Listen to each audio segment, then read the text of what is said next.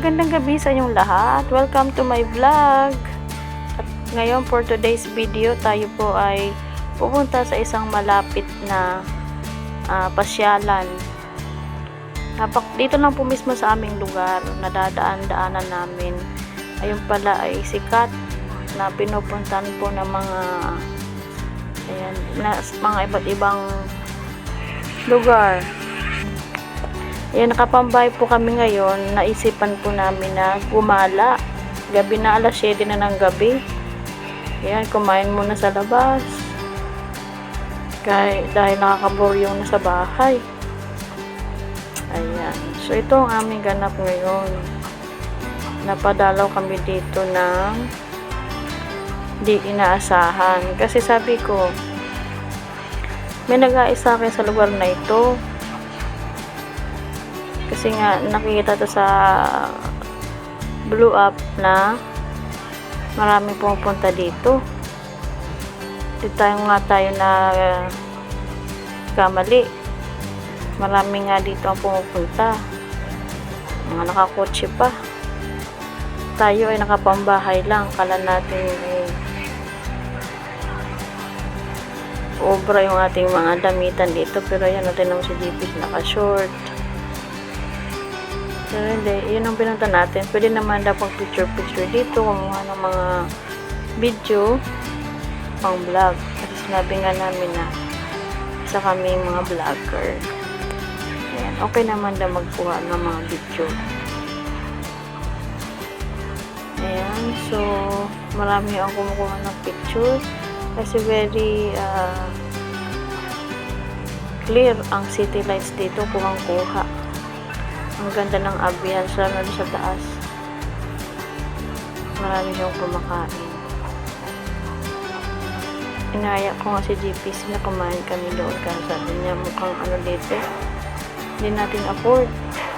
Pag nga yung gamit nga namin, nakapambahay lang kami. Pero, okay lang yun. Sinurvey lang namin itong lugar na ito para in case po meron kaming bisita, meron kaming lugar na madadalan sa kanila. Kung gusto nila yung ganitong mga ambience habang kumakain ka, ayan yung kita mo, ang ganda ng view sa gabi.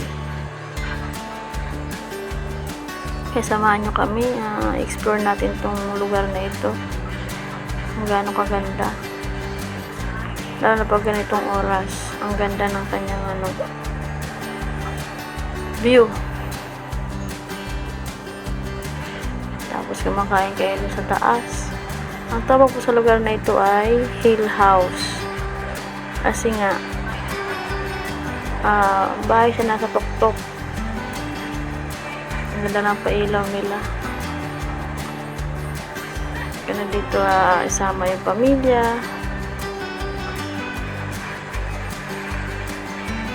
Habang kayo ay nasa tuktok ng bundok.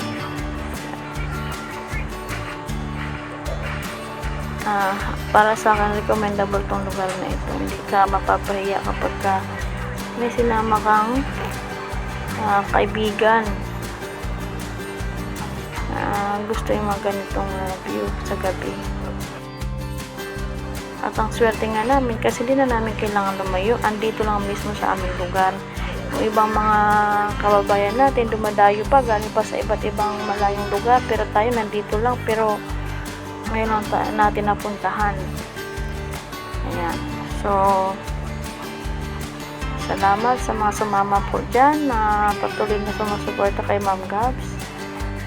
Medyo magalaw yung ating kamay, hindi natin na-stabilize ang ating video. So maraming salamat sa lahat ng patuloy na nanonood sa ating mga simpleng video. Ito naman ay tingnan nyo sa taas. Yan po yun, Hill House na bahay na nasa tuktok ng bundok. Tapos ginawa siyang resto. Ang ganyan ang ambiance sa labas. Inaya ko na si JBC umakyat doon sa taas, so para makuha na yung menu, para meron tayong idea kung magkano talaga ang pagkain dito. Ayaw niya. Kaya yan, picture na lang daw. balik na lang tayo daw kami kasi hindi nga tayo prepared. Yan ang ganda sa baba, napakalawak. Kaya inaya namin yung anak namin na bumaba. Doon kami mag picture. Ay, makatakbo-takbo siya doon sa baba. Makagalaw-galaw man lang. Maganda dito magsumba sa umaga. Pawis.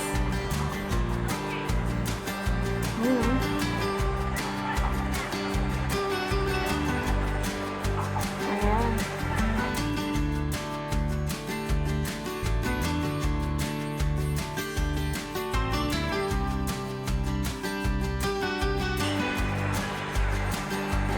So, yan ang mga hilig niya, yung mga malalawak na lugar na covered ng grass. Kaya mahilig siya sa nature, mahilig siya sa mga ganitong space na pwede siyang tumakbo-takbo. Ayan, so enjoy po natin yung city light, night light sa gabi. Oo, ang ganda. Lalo na kung personal nyo talaga itong mapuntahan. Kaya sa mga malapit lang po dyan, Antipolo area, dito lang po ito matatagpuan sa Pagray. Search nyo po Hill House. Ang ganda. So ayan, enjoy po natin yung view. Marami nang magpapakuha ng picture. Bababa lang talaga dito para magpakuha ng picture. Ayan, so enjoy po natin yung ambience.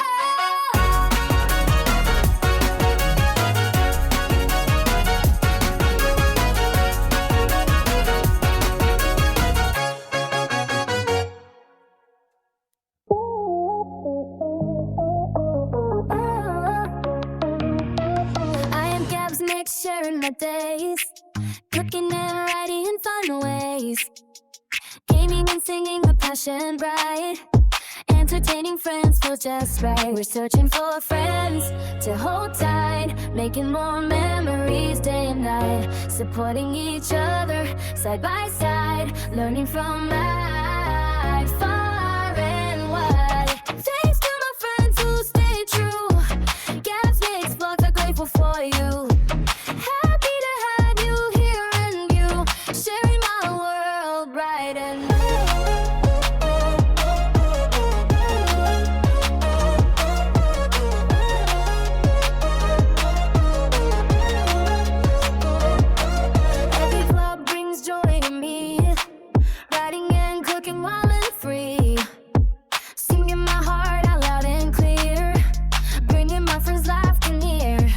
searching for friends to hold tight, making more memories day and night, supporting each other side by side, learning to life.